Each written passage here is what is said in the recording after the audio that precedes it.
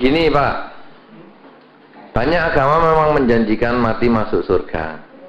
Tapi kadang ada agama yang lupa menjanjikan berapa lama tinggal di surga. Dan orang yang ditawari juga kadang lupa tanya, ikut agama ini mati masuk surga? Ya, ikut. Mati masuk surga berapa hari?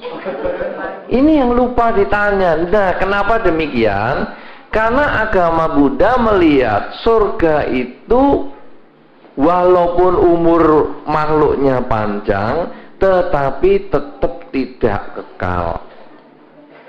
Contoh surga yang paling rendah 20 tahun usia manusia, 1 hari 1 malam di alam sana. Sehingga kalau manusia yang paling panjang 100 tahun di sana itu baru 4 hari 4 malam. Atau 5 hari 5 malam. Jadi orang menganggap surga itu kekal, padahal tidak. Nah, makhluk surga juga bisa lahir ke alam manusia. Kenapa? Karena kelahiran kembali itu manusia mati bisa lahir di surga atau lahir di neraka. Sebaliknya makhluk dari neraka yang juga tak kekal ini juga bisa lahir sebagai manusia atau alam surga juga lahir sebagai manusia.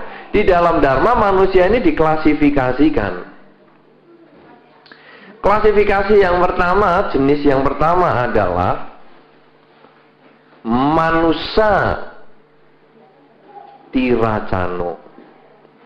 Manusia tiracano ini manusia yang berasal atau bermental seperti binatang. Karena mungkin dulu asalnya dari binatang. Karena Bapak boleh mengatakan manusia bertambah, tapi Bapak juga harus mengatakan bahwa dinosaurus sudah punah, kiwi sudah hampir punah. Siapa tahu loh di antara kita dulu pernah jadi kiwi. Loh, buktinya seneng di Australia. Dekat New Zealand. Oh ibu jadi kanguru. Mungkin. Ibu pernah jadi kanguru. Tapi kanguru belum punah. Nah, jadi bisa kejadian seperti itu. Banyak binatang yang sudah hampir punah. Ya, di Jawa sendiri harimau pun sudah hampir punah. Nah, orang hutan di sana juga sudah hampir punah. Nah, manusia tiracano ini adalah manusia yang mungkin dulunya dari binatang, atau nanti kalau mati lahirnya juga jadi binatang. Kenapa? Karena selama hidupnya dia sudah membinatang. Tiracano itu adalah makhluk yang hanya punya 3 kegiatan. Binatang itu punya 3 kegiatan: makan, tidur, dan seks. Selama manusia itu hanya mengembangkan makan, tidur, dan seks, dia hidupnya sudah seperti binatang. Mungkin dulu asalnya juga binatang, mati jadi binatang lagi. Yang kedua, klasifikasi kedua, manusia peto. Manusia seperti peta, seperti makhluk setan kelaparan, ingin ini, ingin itu, menghalalkan segala cara untuk mendapatkan ini dan mendapatkan itu. Nah, dia sebetulnya dulu dari alam peta. Atau mungkin nanti setelah meninggal dia akan terlahir di alam setan kelaparan itu. Salah satunya contohnya setan kelaparan tuyul.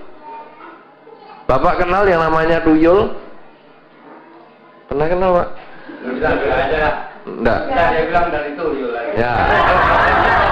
Enggak lah. Bapak terlalu kejam begitu menuduh saya begitu. Enggak lah. Tapi istilah tuyul tahu tuh ya? Ya, itu salah satu dari contoh makhluk peta. Jadi banyak sekali keinginan untuk mendapatkan sesuatu.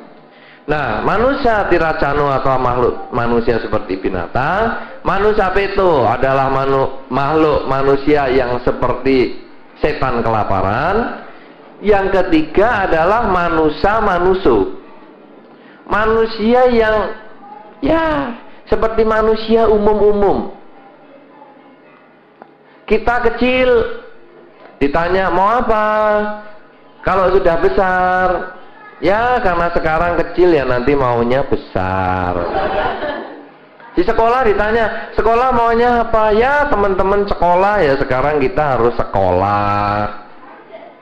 Sudah gede kerja, lo ngapain kamu kerja? Ya pantas-pantasnya semua orang kalau sudah gede kerja ya saya ya ikut kerja. Sudah kerja kawin, ditanya ngapain tujuannya berumah tangga? Ya katanya orang kalau sudah umur segini harus kawin, ya kawin. Ada tak orang yang seperti itu? Hanya jalani kewajibannya, jalani tradisinya sebagai manusia apa adanya. Ini adalah manusia. Nggak ada kemajuannya, ya tetap jadi manusia gitu-gitu aja. Ya mungkin dulu dia lahir sebagai manusia, nanti mati ya jadi manusia, tapi ya gitu-gitu aja. Nah yang keempat, manusia dewa. Manusia yang seperti dewa. Mungkin dia dulu dari surga, atau mungkin nanti setelah mati juga dia lahir di alam surga. Ini yang manusia yang pengen meningkatkan kualitas dirinya, ingin mengembangkan latihan kemoralan atau sila, mengendalikan perbuatan, mengendalikan ucapan, mengendalikan pikiran, melatih meditasi dan lain sebagainya. Ini sebetulnya sudah manusia dewa.